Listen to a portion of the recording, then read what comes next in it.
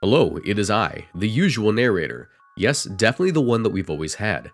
Today, we're going to revisit our type advantages. The importance of typing can't be overestimated when putting together teams that rely on certain Pokemon to switch in on certain moves. When you're trying to answer stab earthquakes, you don't just throw in a Pokemon with a high physical defense stat at every single problem. No, you're looking for resists, immunities. It's through these that incredibly frail Pokemon can actually be supremely valuable defensively.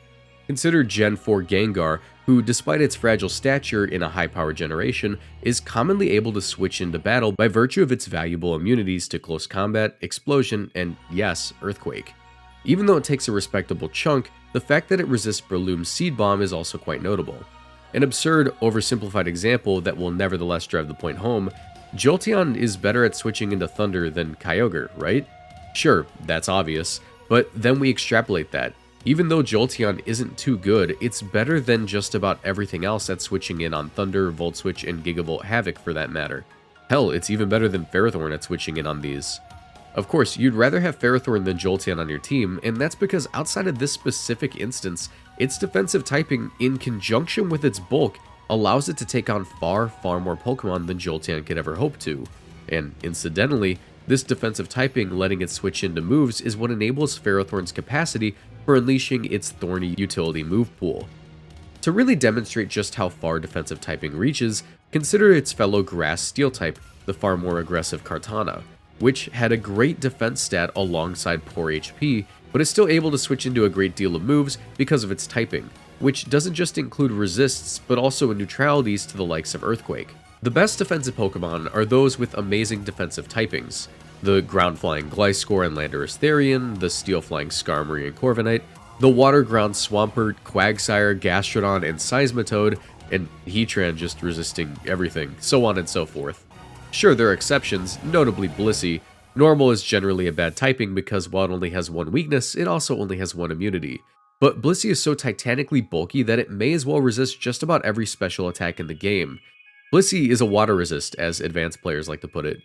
Most Pokemon without many resists are not Blissey, or GSC Snorlax or DPP Clefable and its use of the broken Magikarp being yet another notable normal type exception, and thus they fail when they try to outbulk powerful normal stab hits. There are some attempts of course, like when Avalugg rose in Gen 7 OU to counter Kyurem Black, but that didn't last long because Mono Ice is even worse than Mono Normal defensively. So here we're going to list some of the most notable singles and doubles Pokemon whose great defensive potential is betrayed by their typing. Stat-wise, they've got hit-taking capacity and they've got move pools to do something once they hit the field, but that hit-taking capacity, that opportunity to hit the field, is brutally limited by that defense-overwhelming, easily accessible damage multipliers of far too many of their opponent's attacks.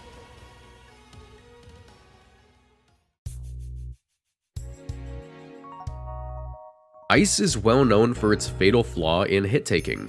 Given its incredible potency as an offensive type, this is perhaps fair, but it doesn't do too much good for the ice types built to take hits. Now, Articuno, Cloyster, and Regice were actually quite good defensively in the early generations. However, they were almost always succeeding in spite of their typing, not because of it. Regice in advance was a special wall that quickly got overwhelmed by stronger special attacks, partially, yes, because it had no recovery and had leftovers neutered by Sandstorm, but also because it resisted just about none of the moves it wanted to take. Cloyster in GSC and especially Advance would be far better if it were a pure water type. It'd lose its nasty weaknesses to rock and fighting moves and gain a resist to fire and steel. The trade-off? Losing stab on Ice Beam, which it never really needed and hardly ever used. Oh, and also only normally resisting ice as opposed to quadruple resisting it. Yeah, no, it didn't need either of those, especially with the prospect of such superior defensive typing. Meanwhile, Articuno's ice typing in GSC was actually quite nice for blocking freezes from Jynx, Gengar, and Nidoking, and it was a really good defensive Pokemon in Advance as well. But with the ease with which it could be hit for super effective massive damage, it hindered it to the degree of delegating it to specificity. All of these were before Stealth Rocks came into the picture too. Forget Articuno's beautiful special defense stat being of much use there. Additionally, the previously mentioned Avalugg did have a role in Gen 7 OU for its ability to counter the mighty Sub-Zero Slammer Kyurem Black, a Pokemon otherwise nearly unstoppable in picking up at least one KO through its sheer strength. However, its role faltered once again because of its pure ice typing, which had just such little reach beyond this specific instance. Nice as that specific niche was, it wasn't enough to sustain it. On the double side of things, by far the most notable of these ice types is Articuno. While in VGC Stealth Rocks are a far more niche and rare occurrence, the ice type's rock weakness isn't even close to being circumvented. This is due to just how powerful and common of a move Rock Slide is. Being a rock type attack that hits both opponents and has a solid 30% chance to flinch, Rock Slide sees heavy usage on a variety of Pokemon, from Gigalith in 2017 to Landorus Therian in, well, basically every format that it's allowed in. In VGC, we have a saying, where there's a Rock Slide, there's a way. That's how ubiquitous the move is. Obviously, Articuno has a pretty terrible matchup into this move due to its dual ice flying typing. While there have been a number of attempts to make Articuno function in VGC, like that of Ryan Liu, who managed to take Articuno to 12th at the 2014 Orlando Regional Championships, it's undeniable that Articuno has only recently hit its stride in the competitive format.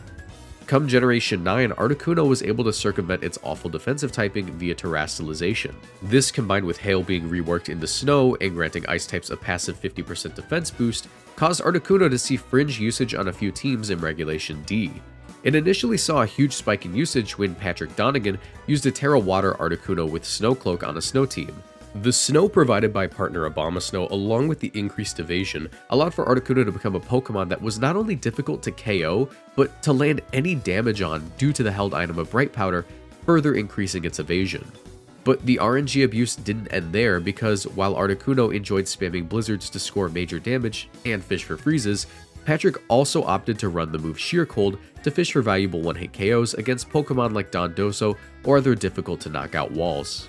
While this Articuno team was a defensive powerhouse, a more recent adaptation on the Pokemon was ran by Nikhil Reddy. Rather than go for pure evasion strats with a defensive Water Terra, they actually opted to give Articuno the Choice Specs item and Terra Ice for greater damage output. But the most insane part of this team has to be the moveset choice on the Articuno. This set had not one, not two, not three, but 4 Ice-type moves. Despite the lack of coverage, these 4 moves were essential for the team to function. Blizzard was the most powerful move Articuno had for burst damage against both opponents. Freeze Dry super effective damage against water types allowed for it to OHKO opposing Ogerpon Wellsprings. Ice Beam was Articuno's most reliable damage if Snow wasn't active, and Sheer Cold was, of course, for fishing for those nasty OHKOs. This team won the Utrecht Special event, putting not only Articuno on the map, but causing Blizzard spam usage to spike in the format for a short time. Despite Articuno's inspiring rise to viability, this wasn't the case for most defensive ice types, as Pokemon like Regice and Avalugg struggle to replicate what Articuno could do. While they may be blessed with massive defensive stats, with a pure ice typing, in most situations, those stats are being put to use against super effective attacks, greatly reducing the value of these Pokemon across the board.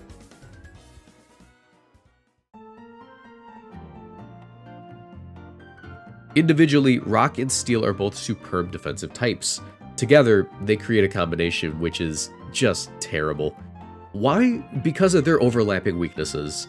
Rock and Steel are generally bulky enough to take fighting and ground moves, but when paired, they become quadruple weak to both of these. 2 quadruple weaknesses is brutal for any Pokemon, let alone those who are relied on defensively. This makes it far easier for Pokemon to slap on random coverage moves and have little issue blasting through these Pokemon. For instance, in Gen 3 UU, Aggron would have been a great defensive answer to Kangaskhan were it not for the fact that Earthquake and Focus Punch both completely obliterated it. Contrast that with Golem, which was weak to these moves but not so utterly terrified of them that it couldn't switch into Kangaskhan at all, whereas Aggron, yeah, you want to avoid that if you can help it. Just about anything can tack on Hidden Power ground or fighting and easily bypass those defensive stats of these high bulk Pokemon. It certainly doesn't help that Rock Steel types are so utterly slow. Make no mistake, it'd be a chore for them to safely hit the field even with a higher speed stat, but the fact that it's so easy to outspeed them shines an even brighter light on their exploitable typing. It's like the Cloyster example, where it would have been better for these Pokemon had they just picked one of their types as opposed to both. Look at how amazing pure Rock Regirock is defensively, and consider how useless it would be if it were so easily taken advantage of with such prominent quadruple weaknesses. Hell, you can even see it in action. Observe Aggron, which becomes a much better Pokemon upon Mega Evolving.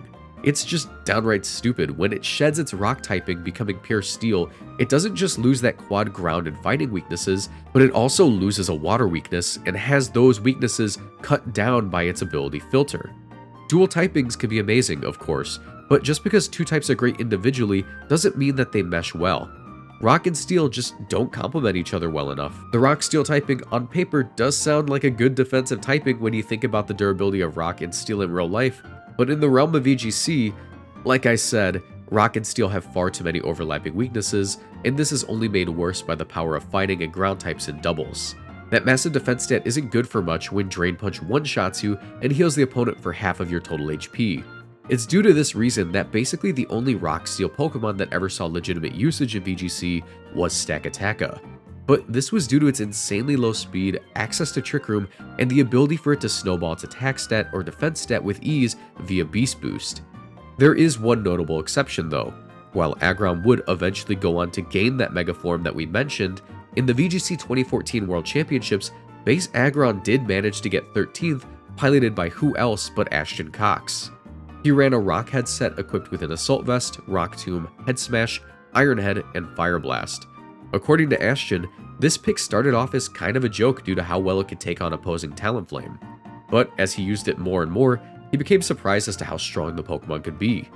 Thanks to this Aggron's ability Rockhead, it was able to spam recoil-free head smashes into many common Pokemon and threaten Okos against Politoed and even after an Intimidate, Gyarados. Beyond that, it was even able to threaten an Oko against bulky Zapdos.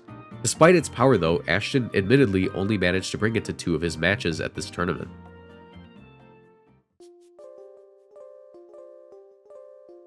The rock grounds are the same basic principle as the previous section with rock steel, so we'll keep it brief. Rock and ground are individually amazing types, but put together they create multiple, nastily exploitable quadruple weaknesses, especially for such slow Pokemon. The difference here is that whereas the previous weaknesses in fighting and ground were usually physical types, this time it's grass and water, making these Pokemon even more vulnerable to special attacks than they usually are. Once again, look into Regirock, which regularly shrugs off both of these, but would be far worse if it took on a ground typing. Or look into Hippowdon, an absolute beast of a pure ground type, which would be the easiest thing in the world to roll over with these extra weaknesses.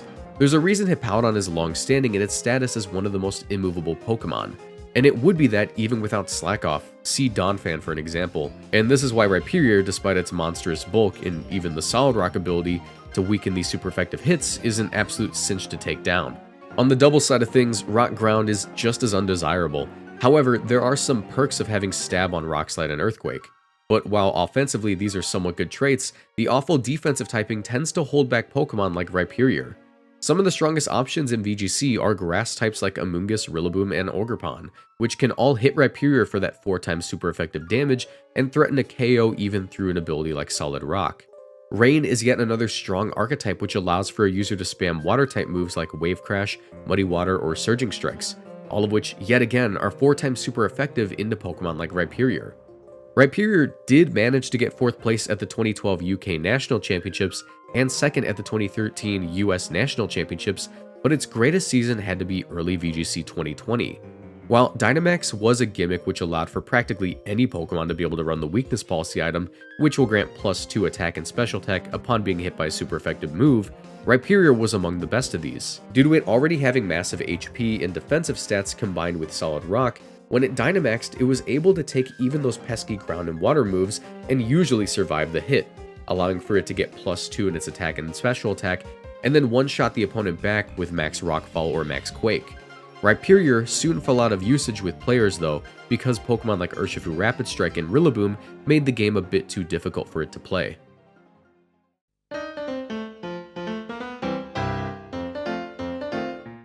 Yes, Shuckle is a naturally flawed Pokemon. It has a low HP stat, and it's offensively inept and all of that jazz.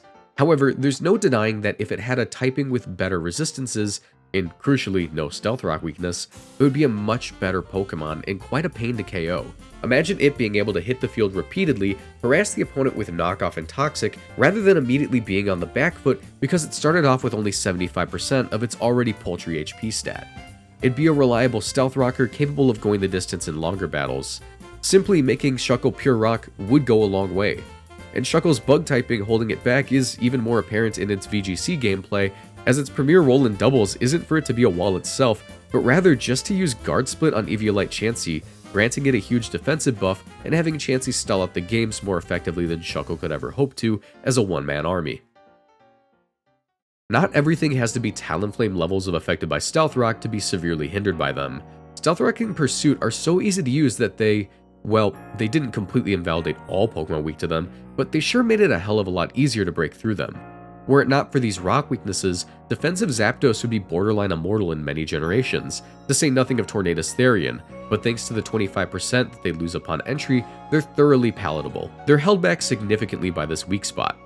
Meanwhile, the long-standing dominance of Tyranitar was in large part due to how easily it trapped ghosts and especially psychics, which were relied on to take on so many of the scariest Pokemon in the game. This made it quite easy for fighting types to be supported, which is why they rank among the scariest Pokemon in the game. Removing or weakening a counter can be intricate, complex, require depth of strategy and foresight and all that jazz. But with fighting types, it tends to just be get rocks up and trap the resist when they switch in, which is quite straightforward and something you'd probably be doing anyways. Unfortunately, having the greatest Pokemon design of all time does not grant Wo-Chien the tools it needs to succeed as a wall. It was given the absolutely abhorrent Dark Grass typing, making it weak to a litany of powerful moves like Close Combat, Bleak Wind Storm, Moonblast, and worst of all for singles play, U-Turn. As a Grass Dark type, Wo-Chien has a total of 7 type weaknesses, and while it does also take reduced damage from 7 other types, there are plenty of other Pokemon that can more reliably resist water and grass moves and do Wo-Chien's job much more effectively. What truly makes Wo-Chien's existence so frustrating is that it's a legendary Pokemon with incredible defensive stats, access to recovery and Leech Seed, stab on foul play, and even an ability which passively reduces all Pokemon's attack stats. But it's solely let down by its poor typing. Yes, it was introduced into Generation 9, meaning it has access to Terastallization to change its typing into something more desirable like Poison or Water, but it's a massive Terra Sink. If you bring it into a match, there's a solid chance you'll have to choose to either Terastallize it or sack it altogether. As far as VGC goes, there's no one more qualified to talk about Wo-Chien's faults than myself, as in the 2023 season, I brought Wo-Chien's stall to nearly every North American regional, holding up these events with the length of my matches to the point where people were happy to see me drop the archetype altogether in 2024. And while I never saw too much success with Wo-Chien at any major event, there are 2 people who defied the odds and found a way to make it work. At the 2023 Hartford Regional Championships, Kyle Livinghouse piloted a Wo-Chien Glamora team to 5th place. Interestingly enough, Kyle opted for Toxic on Glamora rather than Mortal Spin, as allowing for toxic damage to ramp up the opponents without requiring 2 layers of spikes to be on the field made the team much more effective. The Wo-Chien, despite itself not being the strongest Pokemon, was able to support these fast, frail special attacking partner Pokemon like Glamora, Chi-Yu, and Fluttermane to more effectively survive physical attacks thanks to Tablets of Ruin being active. The next, most notable Wo-Chien placement was by Joseph Ugarte at the VGC 2023 World Championships. Joe placed 19th with his Wo-Chien team. Notably, Joe's Wo-Chien had foregone the defensive tools of Pollen Puff and Leech Seed for a much more proactive moveset with both Snarl and Giga Drain.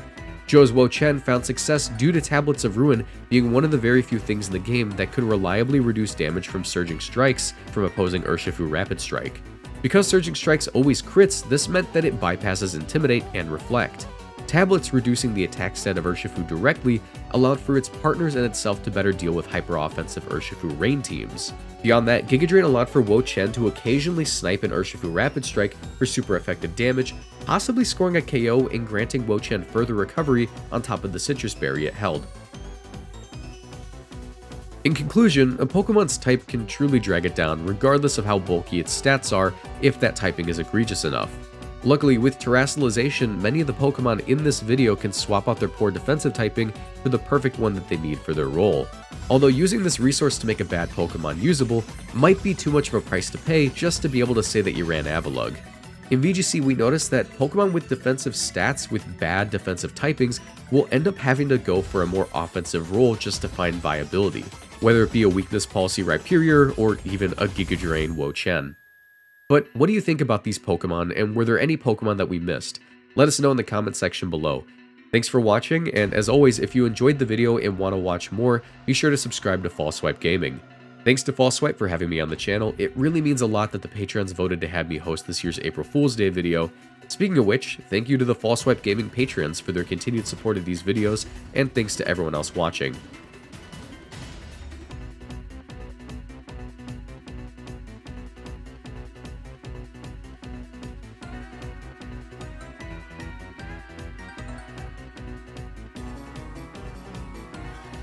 But a special thank you to their Platinum tier patrons, Raven Daytona Ring, Sorison Croxon, Stoneface Colin, Bingleton, Ray Ray, Daniel's Beast, Glitcherton, Alex Sabo, and Chica Gio.